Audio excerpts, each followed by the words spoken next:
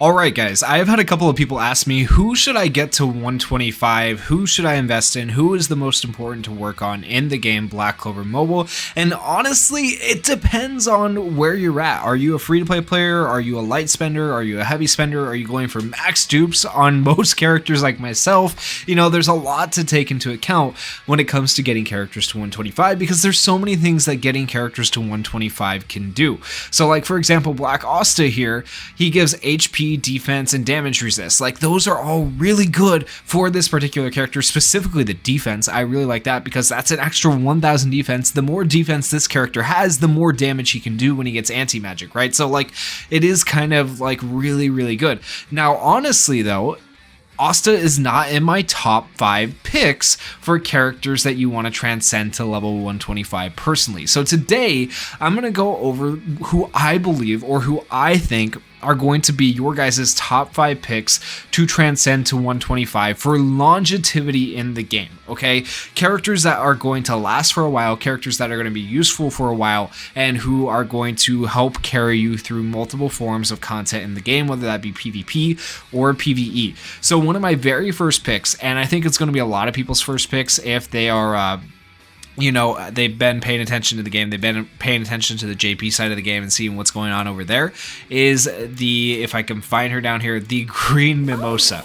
Okay, so Party Mimosa is actually a pretty decent unit, but then getting her transcended to 125 makes her so much better. So besides being one of the few characters who can give just a crap ton of SP back to your allies with her passives and stuff like that, she gives a bunch of SP back to your allies. She will also now be able to heal every turn. If you get her to 125, grants all allies 15% of own max HP as HP recovery. That is massive because ideally you have been building this character for HP, right? So the more HP she has, the more healing you're going to be able to do for your allies, and that's every single turn, on top of every single turn being able to, from, where is it, the enhanced passive, every turn grants all allies an SP plus 1. So now you're giving allies SP, and you're also giving allies HP right here, and then if you get her to dupe 5, you give all allies 100% of max HP, but you don't really want her to die, right? But yeah, more healing for Mimosa, very good, along with her also giving now special points back to allies to give them their ultimates faster. So I think she is definitely one of the top contenders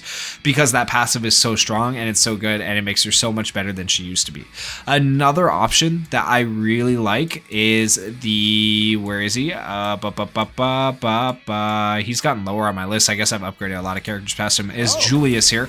The Julius is a little bit old, okay, but he's about to become very good again. And so the enhanced passive, there's a couple of reasons I picked him, right? The transcendence is really good because he has 2 lives, right? So now you're giving him more HP, 10,000 more HP. You're giving him 1,000 more defense, which is really good. And you're also giving him a 15% accuracy. But the HP and defense is really good for this character because remember, he has 2 lives. And if you have stuff duped out on him, he's coming back with full HP after he dies the first time. So now he's not as much of a glass cannon, giving him that extra 10,000 HP, an extra 1000 defense. That's going to help him survive more, make him even harder to kill for enemies. And then when you couple that with the new skill page that they're putting out for him, he gets even better. So really quickly, I want to show you guys that skill page and why this is a good long-term investment. So here's the new skill page. It's going to be called Pride of the Wizard King 2, and upon attacking, there is a 50 to 100% chance to attack after granting a 15% increased damage dealt buff per 10 speed.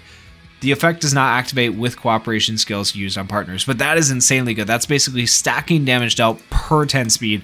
It's going to allow him to hit so hard. That is really good. And then additionally, on his skill 2, here's the before, here's the after. We now have 2 additional effects with this skill page. He will reduce the stamina of the targeted enemy to 0, which is crazy, okay? That decreases their mobility to 0, and then 60% chance to apply a 10% decreased stamina to enemies other than the targeted one. So he's reducing one person's guaranteed to 0, and then a 60% chance to reduce potentially the other 3 characters if you're in PvP by 10% as well for their stamina and mobility. Like, that's really good, and that will be really good for live PvP as well. Like, I think Julius got so much better with this skill page, and then when you couple in the transcendence that gives him extra defense and extra HP and makes him harder to kill, that's why I would transcend this character to 125, because I think it's going to be really good for you in the long run. The next character I do recommend actually getting up to 125 is a character who just recently released on global, so a lot of people might not know how they feel about her yet, but she is going to be a very, very, very good character for you in the long run. You'll see her run on a lot of different teams. She has a lot of versatility with the teams that she can be run on, but this Vanessa is an amazing support because she is meant to be run on teams that are not just mono teams, right? And so she just offers so much to the teams, and if you can hit 30 battle turns, right, and you have her skill page equipped and you actually have her duped out to at least 2 dupes, I would say, at 30 battle turns, you just hit the win condition. If you have her 5 dupes, even better. Like, this is a character, actually it's ideal to have 5 dupes, but like if you get to 30 battle turns, you have the win. Okay, so ideally to get this Vanessa to 30 battle turns, you are going to want to have that transcendence to 125, because once again, it's going to give her more HP and more defense to help her survive longer, which is very important. And now when I say 30 battle turns, right, it sounds like a lot, but every time somebody goes on your team and takes a turn, that counts as a battle turn. So you have 4 turns, the enemy has 4 turns in a PvP match. That's a total of 8 turns by the time everybody on both teams has completed at least 1 rotation of their turn, right? So 30 turns actually comes a lot quicker than you think. And if you have her duped out, right, upon reaching 30 battle turns without dying, inflicts 80% increased damage taken on all enemies for 2 turns. That is freaking ridiculous. And if you have her skill page, the damage becomes even more. So you just want to help keep her alive to get to that amount of turns, which is why I think it is actually pretty important to transcend her and get her to 125, because that will just help her survive.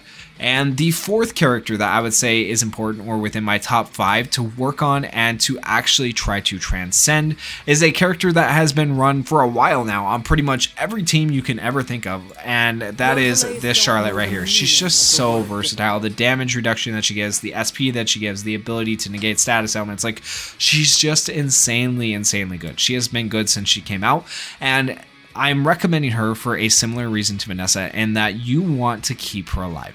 Extra HP, extra defense, damage resist being a big one, right? It's just going to help keep her alive, and by keeping Charlotte alive, you're helping keep your entire team alive. So definitely a character worth enhancing. Very, very good. And the last recommendation I'm going to make is kind of an off-the-wall one, if you will, but this is more for free-to-play players. This last recommendation is definitely for free-to-play players, but honestly, I would use it as a pay-to-play player too. Like, I think it is worth transcending this character big time, okay? So that character is actually going to be Radies. I know you probably didn't see this one coming, but if you take a look at all the transcended passives, right, some of them do this type of thing right here, where it increases gear drop rate by 20%. Now, there are a couple of characters actually with this, like I think Green Rill, or maybe it's Red Rill, I can't remember which one. Not Red Rill, okay. It's Green Rill. Green Rill has the exact same passive of increasing drop rate by 20%, but the reason I recommend Radies over like Green Rill, right? Green Rill does have his uses, but I feel like Radies is a tank that is a very good filler that has been used for a long time. He has the taunts. If a lot of people will have him duped out at this point, even if they're free to play, right? So this is a character that I feel like a lot of people could potentially have investment in already. And so getting him transcended to 125 is just, you know, kind of the cherry on top, where you get that increased drop rate. You can run him in multiple dungeons being a defender and get that increased gear drop rate of 20%. So like, I think that drop rate of 20%, very, very important to free-to-play players, especially if they're trying to grind out gear to transcend to transcend and level up their gear. Like, it's going to help them out immensely. So that's kind of the free-to-play option in my top 5 that I tossed in. But like, if you guys haven't taken the time, go through and read everybody's passives, because there are so many different transcendent passives that can make a character like so much better. Like, for example, Green Veto. Oh my gosh, Green Veto gets so much better compared to what it used to be with his transcendent passive right here. At the start of a turn, inflicts an enhanced taunt on a random enemy for 1 turn, applies 2 times. Like, none of these characters' transcendence are that bad. Like, there's some that are really, really good, some that could be close to the top 5, but for this video, I just wanted to give you guys like my top 5 recommendations. So hopefully this gives you guys a place to start. Like, if you're gonna work on like a mono green team, Veto might actually be a decent character to work on, especially if you're limited on your characters and you don't have a lot of defenders. Like, there's an idea for you. But in general, those units before Veto here were my top 5 units. Let me know what you guys think. down in the comments. And if you guys did enjoy the video, please consider going down there, hitting that like button and hitting that subscribe button. And thank you guys so much for watching and supporting the channel. Peace.